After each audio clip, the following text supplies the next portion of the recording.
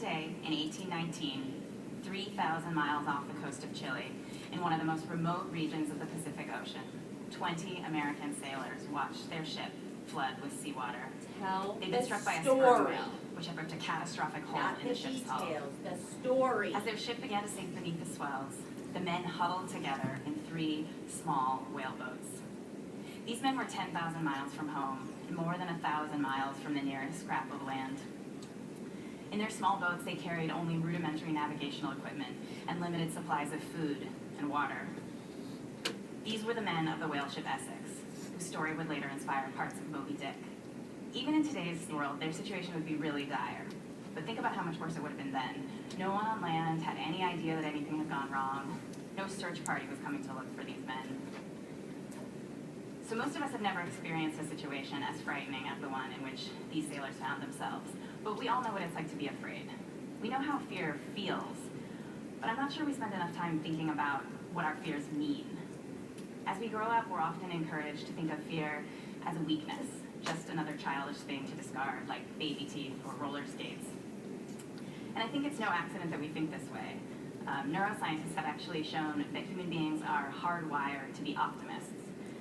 So maybe that's why we think of fear sometimes as a danger in and of itself. Don't worry, we like to say to one another. Don't panic. In English, fear is something we conquer. It's something we fight. It's something we overcome. But what if we looked at fear in a fresh way? What if we thought of fear as an amazing act of the imagination? Something that can be as profound and insightful as storytelling itself. It's easiest to see this link between fear and the imagination in young children, whose fears are often extraordinarily vivid. When I was a child, I lived in California, which is, mostly a very nice place to live. But for me as a child, California could also be a little scary. I remember how frightening it was to see the chandelier that hung above our dining table swing back and forth during every minor earthquake. And I sometimes couldn't sleep at night, terrified that the big one might strike while we were sleeping.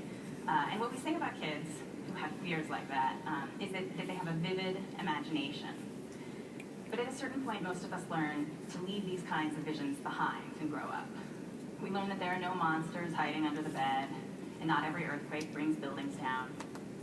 But maybe it's no coincidence that some of our most creative minds fail to leave these kinds of fears behind as adults. The same incredible imaginations that produced The Origin of Species, Jane Eyre, and The Remembrance of Things Past also generated intense worries that haunted the adult lives of Charles Darwin, Charlotte Bronte, and Marcel Proust. So the question is, what can the rest of us learn about fear Those three from visionaries smart and young authors. children? They still Well, let's have return to the year fears. 1819 for a What's moment, the meaning? to the situation facing the crew of the whale ship Essex. Let's take a look at the fears that their imaginations were generating as they drifted in the middle of the Pacific. 24 hours had now passed since the capsizing of the ship. The time had come for the men to make a plan, but they had very few options. In his fascinating account of the disaster, Nathaniel Philbrick wrote that these men were just about as far from land as it was possible to be anywhere on Earth.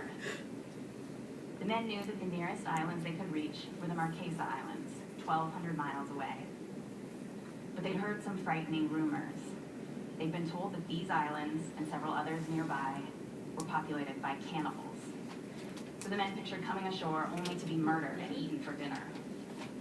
Another possible destination was Hawaii, but given the season, the captain was afraid they'd be struck by severe storms.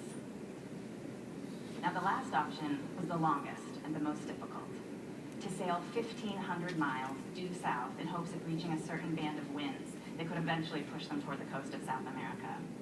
But they knew that the sheer length of this journey would stretch their supplies of food and water. To be eaten by cannibals, to be battered by storms, to starve to death before reaching land. These were the fears that danced in the imaginations of these poor men.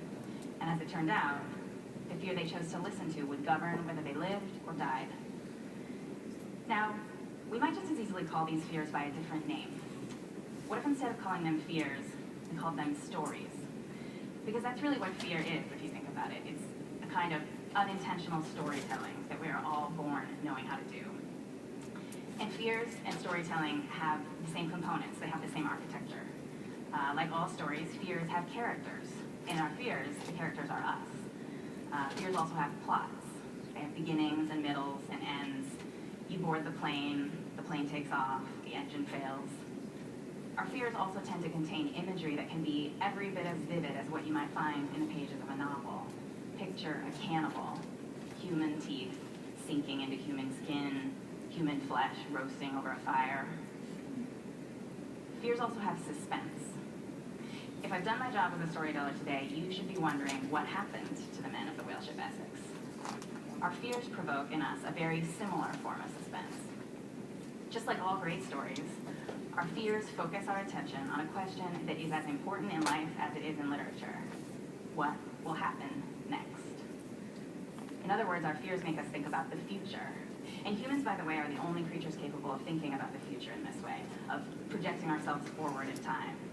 And this mental time travel is just one more thing that fears have in common with storytelling.